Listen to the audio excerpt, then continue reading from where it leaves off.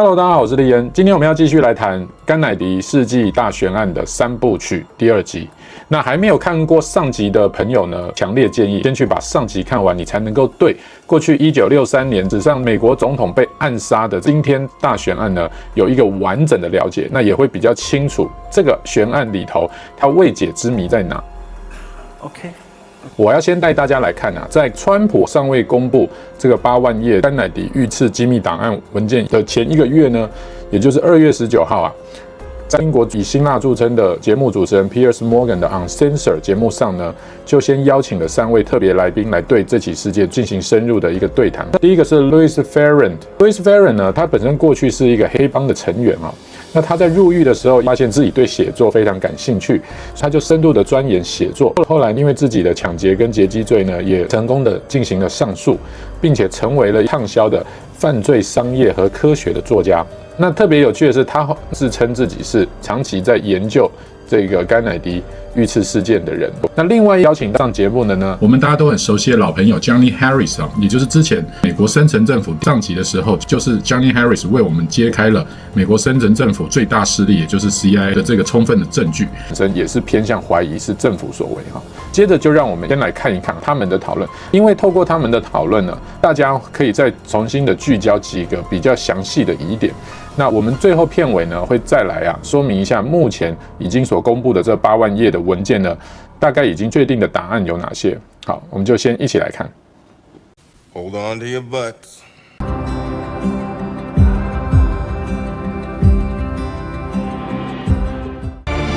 President Trump's executive order to declassify files on the assassinations of JFK, RFK, and MLK is another step closer to reality. Congresswoman Anna Paulina Luna has been appointed to run a declassification task force, which also wants to see the files on Jeffrey Epstein's client list, 9/11, the origins of COVID-19, and UFOs.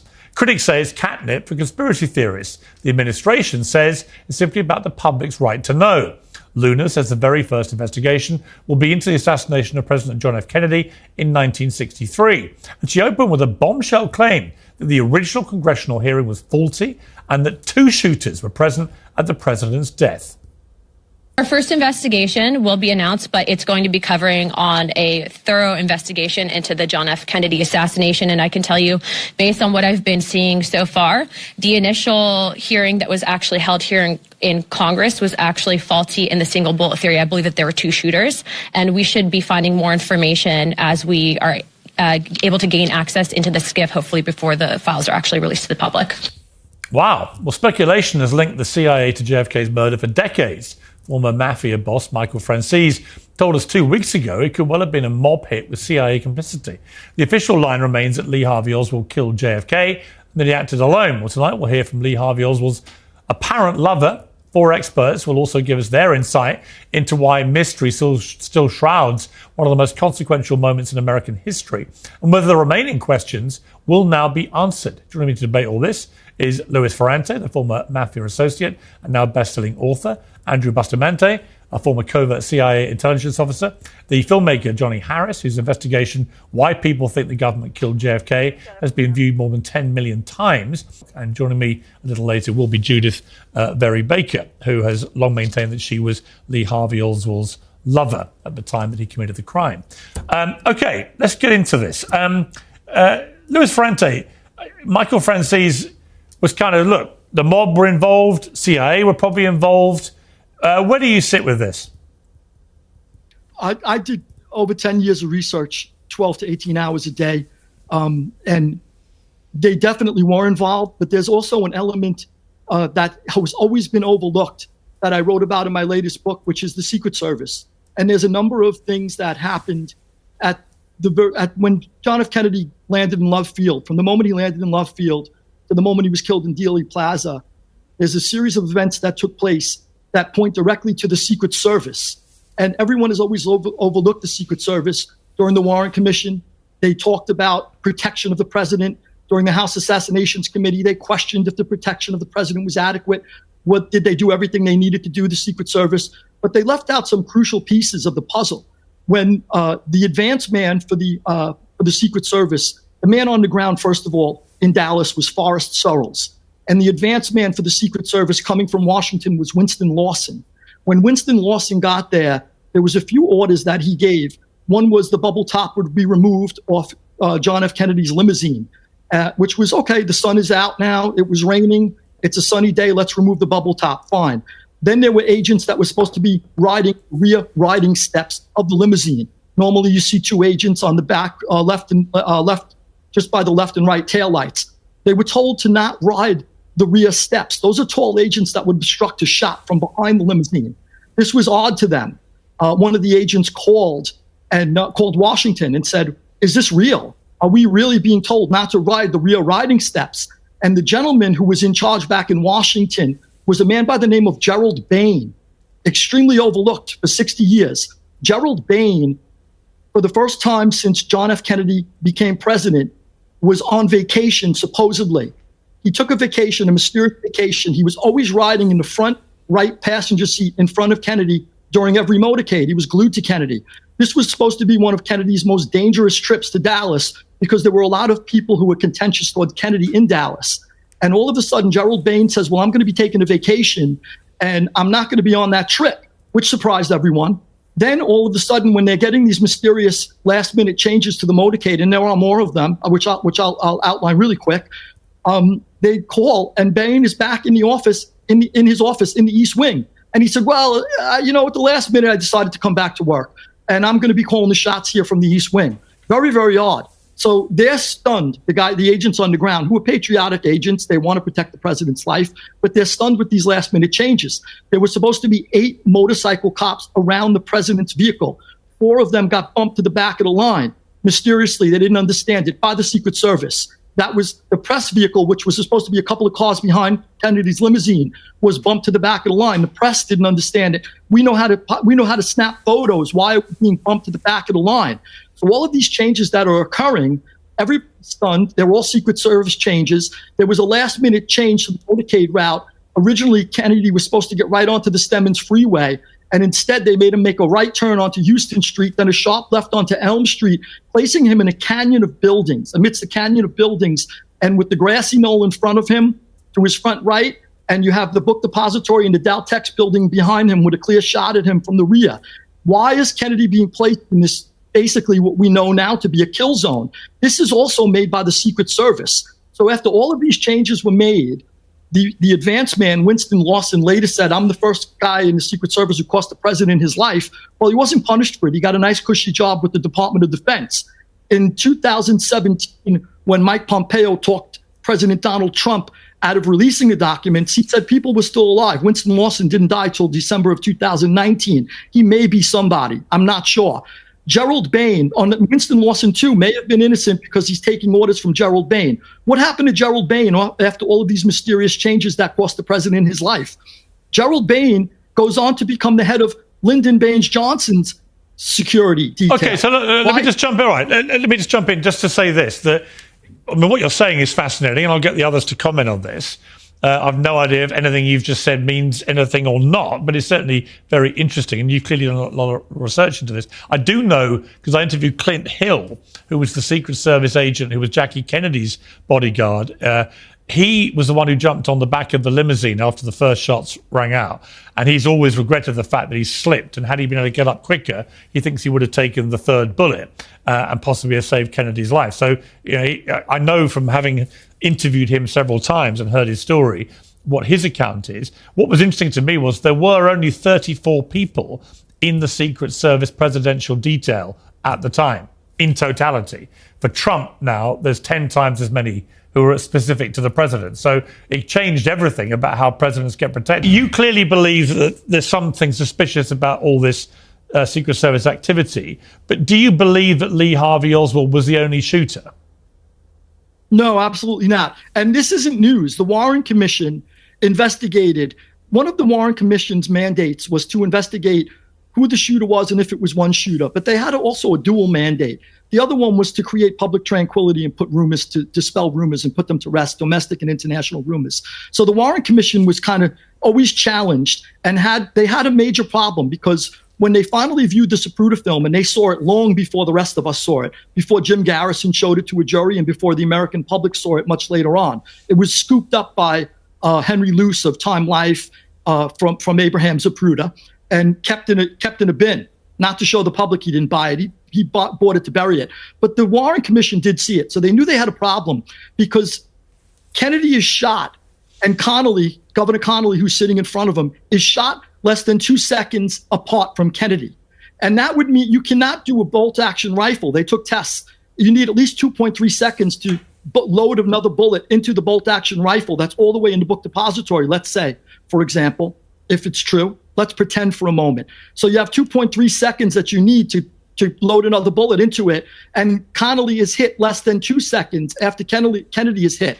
So they run, All Inspector, who's part of the Warren Commission, says, well, then he comes up with this thing called the single bullet theory, which we know today as the magic bullet theory, that the bullet that entered Kennedy came out of Kennedy, re-entered Connolly, broke a couple of ribs, hit his wrist, punctured a lung, and then popped out, hit the seat, fell on the floor. This magic bullet that defied the laws of physics is supposed to be the one bullet, and they needed to come up with this theory to disprove that 2 shots were fired almost simultaneously, and there's no way someone in a bird's nest in the book depository could have fired those 2 shots that quick. So they knew there were 2 shooters. And a lot of people on the Warren Commission were in dissent, and they told Chief Justice Earl Warren, look, we're not happy with this. We don't believe it. Connolly was called before the Warren Commission, and he said, you can't run enough tests to make me believe it. I know the president was hit before me. I know I was hit by a separate round. Governor Connolly's wife said the same thing. This was all presented to the Warren Commission. When the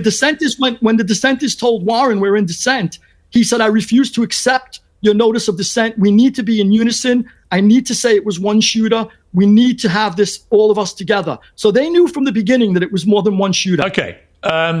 Fascinating. Let me bring in Johnny Harris. Johnny, what do you make, first of all, of what Lewis has just been saying? I mean, it's totally valid. There was so much confirmation bias happening from the very beginning. Just hours after this event, the director of the FBI, J. Edgar Hoover, had made a conclusion about what happened, and he had a conversation with LBJ that we now know about because of stuff that was released in 2017, where he says very definitively, it was 3 shots, it was one guy, we've got him. This is hours after this chaotic event happens, and he has decided what has happened, and from there you just start to see that the people he puts around him, the investigations that he doesn't want to happen, and the investigation that does happen really confirms that original idea that it has to be 3 shots because they found 3 shells on in the book depository, and the entire investigation just completely rallies around that. And so, you know, human psychology, when we have an initial idea from an authority figure, J. Edgar Hoover was a very powerful person too. He really imposed his ideas on everyone around him. Then the truth completely dissolves, and there was destroyed evidence, there was cherry picking of witnesses. None of this to me is proof of anything other than we didn't get the truth, and a lot of the truth was destroyed and misled for that first decade. Do you think we're going to get to any more of a truth in the files being released? I really don't think so. Like, honestly, I think that during that time, that crucial time in the early days when everyone was scrambling to own the narrative, they destroyed what they needed to destroy, and they actually did. We talked to, as part of our investigation, the head, the chairman of the process for releasing all of these documents, and he found entire troves of documents that he knew should have existed from key people at the CIA, the FBI, that were just gone. And he was this, he's this judge, very sober-minded. He just said, I don't know where this stuff is. So I don't know if we're going to learn any smoking gun-ish type thing with this next trove. I really believe that the damage was done in those first hours and months when they decided to own the narrative and censor the truth. And it did irreparable damage to trust that we could have had in our government's ability to tell us what actually Johnny Harris 说，其实他不认为川普所揭露的资料能够公布出什么太多的真相，因为他认为在美国总统甘乃迪这个刺杀事件背后本身已经确定是有人为的操纵，在一连串不合理的这个沃伦调查委员会所定调的一个官方的答案，并没有办法去解开美国人民心中的疑惑之后呢，那 Johnny Harris 他就觉得说，很有可能真正关键以及真实的证据早就都已经被销毁处理过了，不可能留着给你去保存到60几年之后再让你能够公布出来。What did you make then of the Florida representative Anna Paulina Luna, who's the new head of the task force on declassifying federal secrets, saying she believes 2 shooters were involved? It seemed like this extraordinary bombshell came out of nowhere. Scary to, I mean, the conspiracy idea is not just a fringe idea. There was a House committee that actually said it was very likely a conspiracy. They pointed to mob involvement, potential government involvement. Obviously, the mob and the government were involved. We know that for sure in their conspiracies to take out Fidel Castro. And so we know that that is all very possible. But again, I'm very wary of anyone coming out, an authority figure, coming out with a theory or a conclusion, because we as humans, we revolve around what an authority figure tells us we should be looking for. If we're going to be dispassionately putting out information, we should do that with an earnest seeking of truth and not with pre-baked conclusions. Yeah. So I think it's irresponsible to come out with this idea that, yes, there was 2 shooters. It just seems extraordinary. There's really good evidence that there probably was. It just seems an extraordinary thing to just sort of suddenly come out with. Yeah, it is extraordinary. I do believe that this is a result of our own making in terms of when the CIA and the FBI show so much reticence to put forward information, and they have good reason to do that in some ways, but so much reticence, so much delay in the requests for documents, it just evokes this sense of, oh, they must be hiding something. That suspicious energy puts in all of our minds, oh, there must be something big going on here that they're not telling us. And that's when we start to grasp onto all these other ideas. I do it myself, and I have to remind myself, no, I'm after truth, I'm looking for evidence. And it's a real shame that we have been left out of. Yeah, I mean, I used to, honestly, I used to be very skeptical of the conspiracies flying around about JFK. And then I saw what happened with the assassination attempt on Donald Trump. I mean, both of them, both attempts, but the first one where he actually gets hit.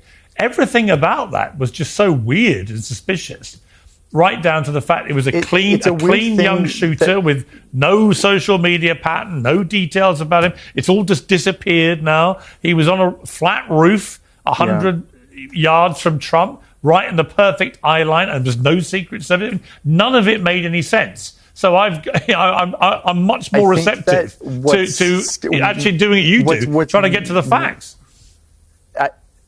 I think what's tricky, if I was in the government shoes and if I was to give the most generous interpretation of what they have to deal with, an assassination attempt of a president or an assassination of a president is a potential explosion of order and a sense of safety to a population. And especially in the 60s, when there's all this upheaval, I also have a little bit of empathy for the idea that these people are trying to own the narrative in the name of avoiding chaos among the population and avoiding pressure to have to retaliate against the Soviet Union directly, which could have escalated into a real disaster. So I do believe that with these events, there is a need to control some kind of narrative, and that is a fine balance. But in the 60s, they really over-indexed in secrecy and censorship, and we're all paying the price today with all of this confusion. 虽然目前美国总统川普公开的8万多页所谓的机密档案呢，其实它是在过去美国沃伦调查委员会所公开的文件当中，剩下还没有公开的部分，占这起案件的总体量来讲话，其实比例并不高。但是8万多页也够呛了很多人已经废寝忘食的在研究了那我今天呢，能够用公布以来到现在还不到1个星期的时间呢，把目前已经可以得知的几个重点归纳出来整理给大家。那我们就先一起来看目前为止大概可以得出的东西有哪些吧。Let's go。最终，美国政府解密了肯尼迪遇刺案相关的新一批文件。6万多页文件，连个摘要都没有，用白宫的话说，读者自行判断。各种解读也随即充斥了互联网，有说没啥新内容的，有说发现重磅打瓜的。看到6万多页头炸了，没关系，小编已经为你先看过和筛选过滤干货了。在此呢，我们先辟个谣啊，所谓这批文件里有肯尼迪儿子写信说拜登是叛徒的消息不是真的。这封信几年前就在网上出现过， FBI 还进行过调查，没有证据表明信是小肯尼迪写的。I don't believe we're going to redact anything. I said, just don't redact. You can't redact. 尽管特朗普强调公布全部档案并不做任何涂改，但美国政府公布的这所谓最后的1%，在数量和质量上还是都打了折。该领域的民间权威、专注研究肯尼迪遇刺案和水门事件的玛丽·费雷尔基金会的副总裁认为，此次公布的文件不包括承诺的2/3，也不包括500多份美国国税局记录，还不包括最近发现的2400份 FBI 文件。其中部分国税局文件还被认为和马丁·路德·金遇刺案也有关，他们仍然处于法庭密封状态。按现有规定，解封需要等到2027年。还有一些和肯尼迪密切相关的资料，比如肯尼迪的遗孀在他遇刺后接受采访的录音带，肯尼迪弟弟接受采访的录音，都按肯尼迪家族的要求被法庭封存，2065年之前不得公开。即使不谈案件揭秘，只谈文件揭秘，看似只剩最后1%的背后，也是几千份未开封的档案，不知多少还未被发现的文件，以及2代人才能熬到的解封倒计时。这波公布的文件包括 FBI 的报告、CIA 的情报、证人证词以及其他美国政府内部材料，其中内容没能推翻或坐实美国政府一直坚持的饱受争议的精神不太稳定的退伍老兵独狼作案，但也确实爆出了一些此前不为人知的内部矛盾。简单说就是，虽然案情进展不大，但美国政府的黑料还是揭出来蛮多的。新解密的文件75%是 CIA 的，而 CIA 当年对其他国家乃至美国自身的渗透也被一定程度上公之于众。比如1961年肯尼迪刚当上总统，白宫助理施莱辛格就警告他 CIA 已经深度渗透，甚至控制了美国国务院。驻外使馆47%的外交官是 CIA 的间谍，巴黎大使馆的员工里123人听命于 CIA， 国务院里有1500个 CIA 特工。1961年的一份账单显示， CIA 在拉美21个国家都展开了行动，其中包括参与暗杀多米尼加共和国领导人特鲁西略。对欧洲盟友 CIA 也毫不手软，他们甚至计划闯入法国驻美领事馆窃取机密文件。对古巴和古巴领导人的行动更是搞了不止一次，对卡斯特罗的暗杀计划还遭到了时任司法部长肯尼迪的弟弟罗伯特·肯尼迪的反对。美国情报机构夺舍政府机构，为了自己利益和总统对着干，其实不是什么新鲜事。目前并没有证据支持 CIA 参与刺杀肯尼迪的阴谋论，但新公布的文件确实证实 CIA 早就对奥斯瓦尔德实施了严密跨国监控。奥斯瓦尔德前往墨西哥试图申请苏联签证等举动都被 CIA 盯着，他回到美国后也受到了 CIA 本土特工的监视。当然，因为情报机构和政府部门的矛盾， CIA 未必有动机和义务把枪手的情况告知其他部门。至于他是怎么在被监视的情况下和击杀了总统的，我们只能希望未来的调查和解密能给出答案了。就像专注肯尼迪刺杀案的历史学家所说，2025年这批文件解密是一个令人鼓舞的开始。这起已经持续60多年的解密马拉松终于跑进了最后1公里。或许肯尼迪案离真相大白还很遥远，但过程中挖出的其他黑幕也都是有价值的。按照目前这8万份的资料，并没有办法证明就是说这个李哈维·奥斯华尔德是由 CIA 所指派的。但是耐人寻味的是，却有大量的文件证明苏联这边已经通知过 CIA， 警告他们认为哈维呢要刺杀甘乃迪总统。那 CIA 这边呢却知情不报，那这个地方其实就变成又很耐人寻味哈。因为呢，如果说 CIA 知情不报，任由哈维去做刺杀的动作的话，那你说单纯只是放任哈维，还是说 CIA 难道真的没有在幕后有什么暗中的操作吗？这个就不得而知。就算退1万步来说， CIA 本身都没有去处理哈维的事情好了，但是他们已经确认是一直在监控着哈维。那你监控着哈维，你不就等于监控着哈维，看着他知道他都已经走到哪里去暗杀甘乃迪总统吗？这是不是变相的等于 CIA 就是允许这件事情，只不过是说找不到他发起策划的证据。接下来我就要带大家看一个对这一次川普所公布的这8万份文件呢，说研究最深入的一个独立记者，也就是 Jefferson Morley 过去就是长期关注甘乃迪遇刺事件的记者之一，而他说大部分的人其实都没有认真的去把这8万份的文件给看完，而他做了大量的阅读之后，他说其实已经可以清楚的肯定甘乃迪总统的死亡就是跟 CIA 脱离不了关系，因为他讲出一个非常具体的事证，就是哈维本身早就已经是 CIA 所招聘的特工之一了。So first up, Jefferson Morley. He's an ex-Wash Post journalist for 15 years. He also hosts the JFK Facts Substack and podcast. Jefferson, a lot of the commentary from this week suggests that this release of JFK documents is all a big nothing burger, that most of the documents that have been released have already been released, and frankly, there's nothing in it. What's your response? The people who are saying that don't really know what's in these records. I've been looking at these records, and in the last 48 hours, I found a pretty convincing fact pattern that shows that CIA counterintelligence was responsible for Kennedy's assassination. Let me repeat that, because I haven't said that before in 30 years of reporting. But the documents that I saw this week really confirm that impression. Now, what's the smoking gun? I don't have a smoking gun. I have a fact pattern, not a theory. And the fact pattern shows that CIA counterintelligence officers targeted Oswald for recruitment as an agent in 1959. They put him under surveillance for the next 4 years. And when the Warren Commission and JFK investigators came asking about it, they lied to the Warren Commission. They lied to the House Select Committee on Assassinations. They lied to the Assassination Records Review Board. And official secrecy still conceals aspects of what I'm talking about. So what we've learned from the JFK records that were released is this deep CIA involvement with Oswald before Kennedy's assassination, the deception that followed, and we're looking ahead to the documents that we don't have yet. You are asserting that the facts now show that the CIA was involved in a conspiracy to murder the president, a coup d'etat? They were complicit in the events that led to the wrongful death of the president. I don't know who the intellectual authors of this are, but we know that the intellectual author of Kennedy's death was not Lee Harvey Oswald.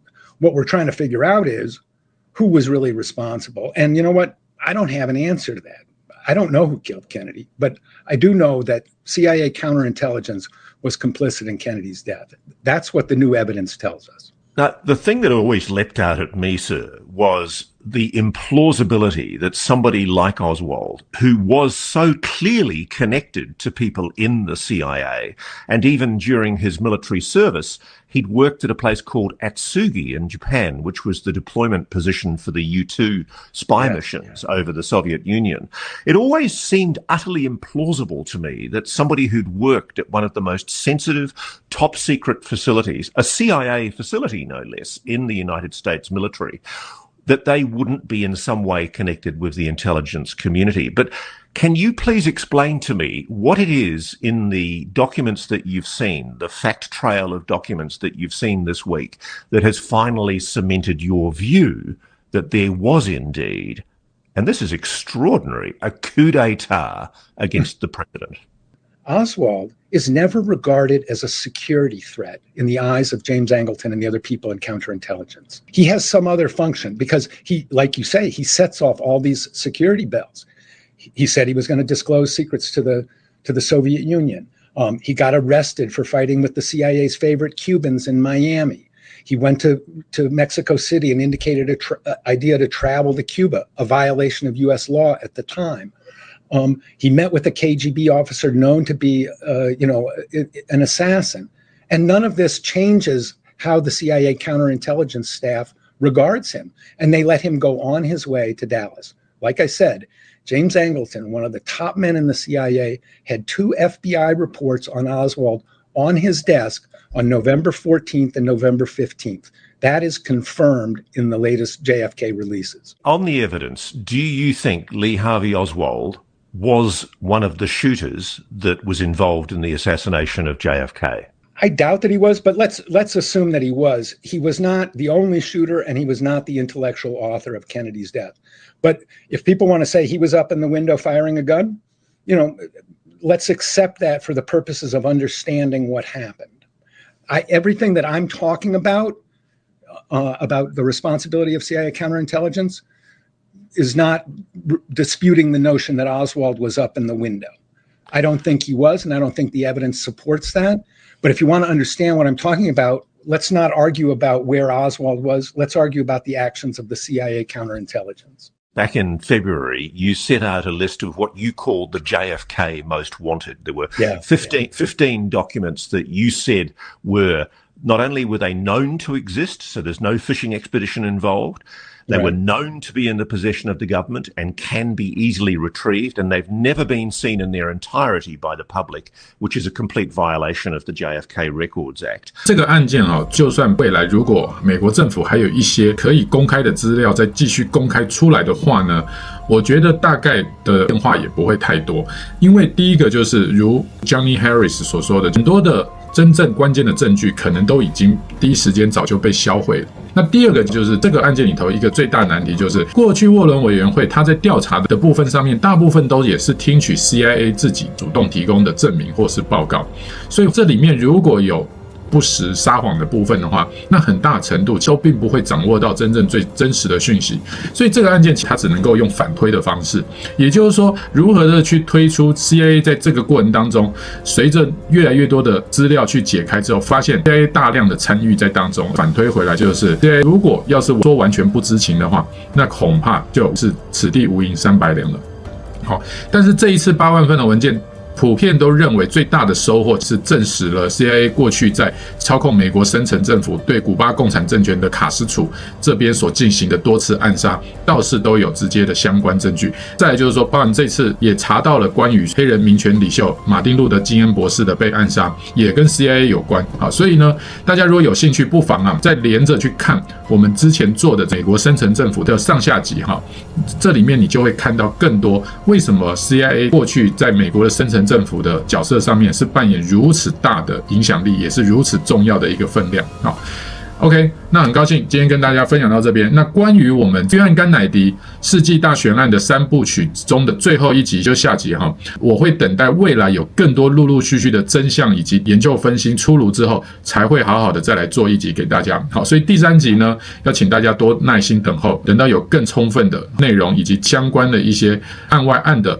衍生呢，再来做一次性的统整分享给大家。如果你对这个案件有什么特别感兴趣或者想分享的话，都非常欢迎你多多在下方留言让我知道。我们这边是超级神队友，我们就下部影片再见，拜拜。